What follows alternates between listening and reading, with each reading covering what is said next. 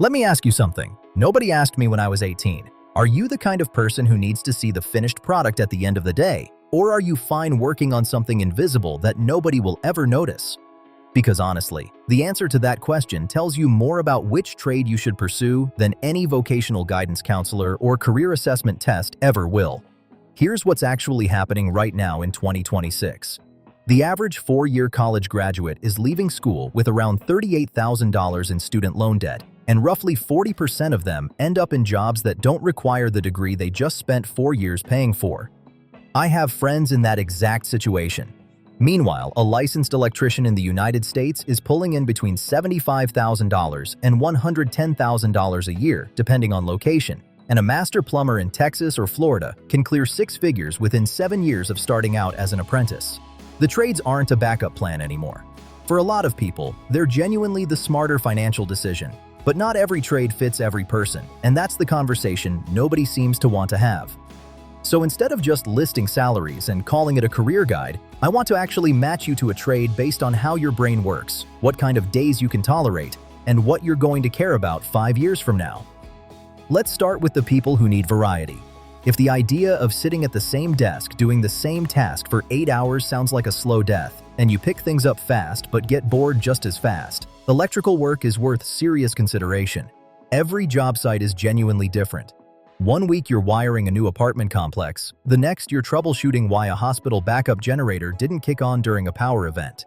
Electricians are problem solvers first, and the problems almost never repeat themselves exactly.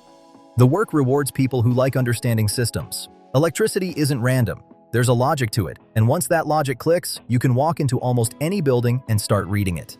Apprenticeship programs in the electrical trade typically run 4 to 5 years, and whether you go union or non-union matters depending on where you live.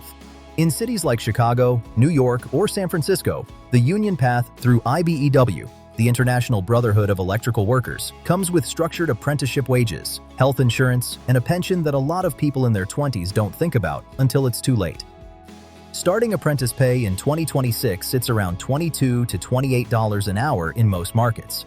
The Bureau of Labor Statistics puts the national median for licensed electricians at about $62,000, but union journeymen in high cost of living states regularly hit $90,000 to $120,000 once overtime is factored in.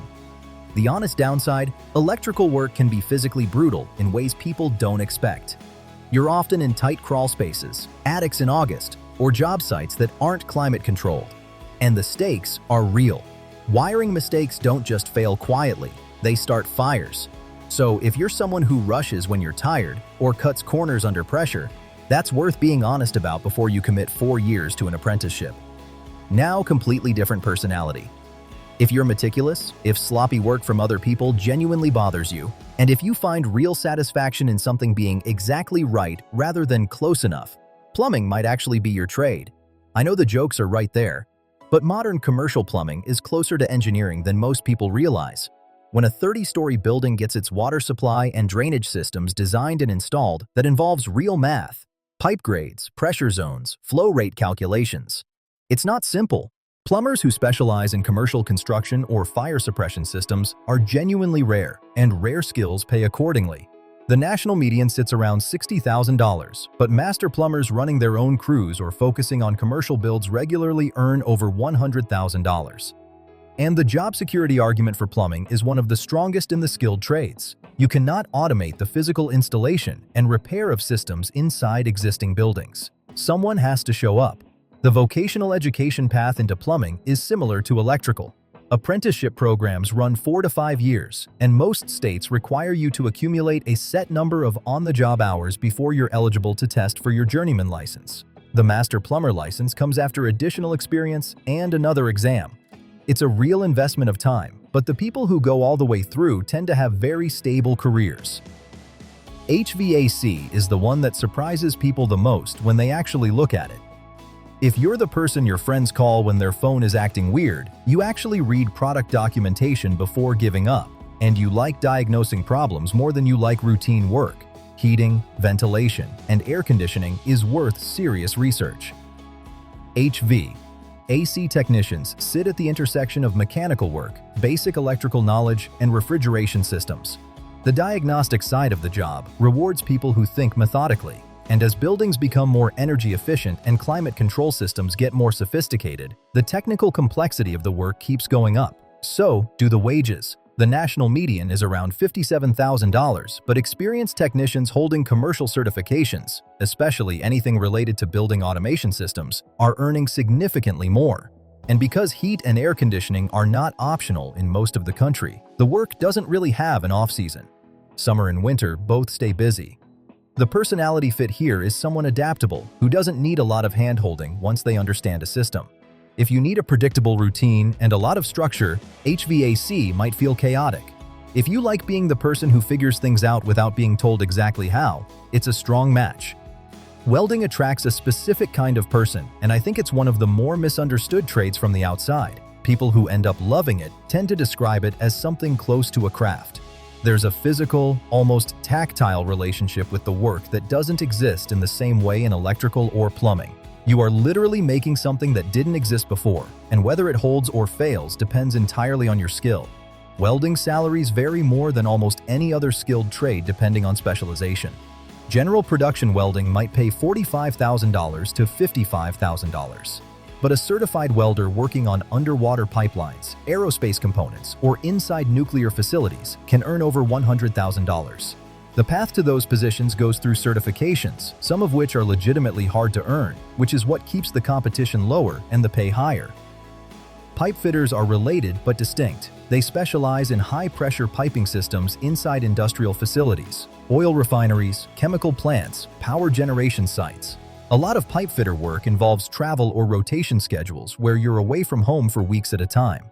If your personal life has flexibility and you're willing to go where industrial construction is happening, the compensation is exceptional.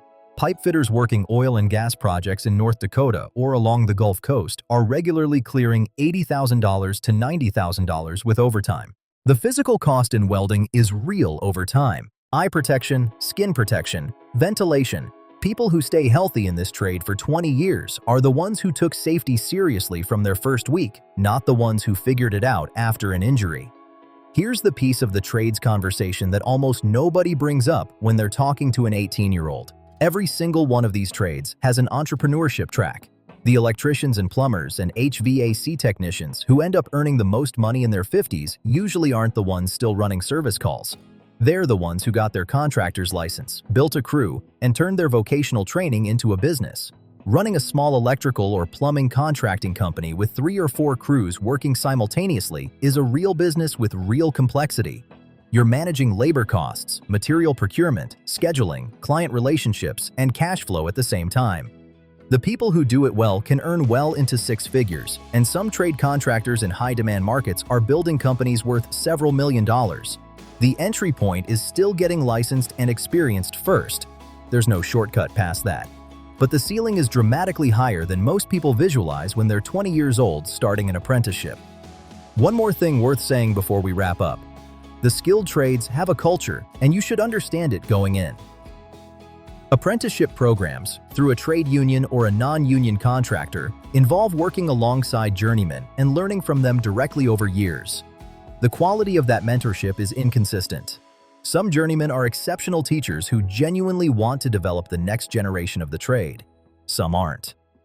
Going in with realistic expectations about the learning curve, about being new on a crew and having to prove yourself through consistency, will make the early years a lot more manageable than going in thinking competence alone is enough. The union versus non-union question genuinely depends on your geography. In cities where labor unions are strong, the structured wages, benefits, and apprenticeship oversight are real advantages. In right-to-work states where non-union contractors dominate the market, the trade-offs look different. Neither is universally better. Talk to people actually working in your area before you decide. So here's the actual summary. If you want variety, active problem solving, and a strong long-term earning trajectory, look at electrical. If you're detail-oriented and want essential work with consistent demand, look at plumbing. If you like technology, independent diagnosis, and you're comfortable with complexity, research HVAC seriously. If you want something physical with a real craft element and you're open to specialization or travel, welding and pipe fitting have some of the highest ceilings in the trades.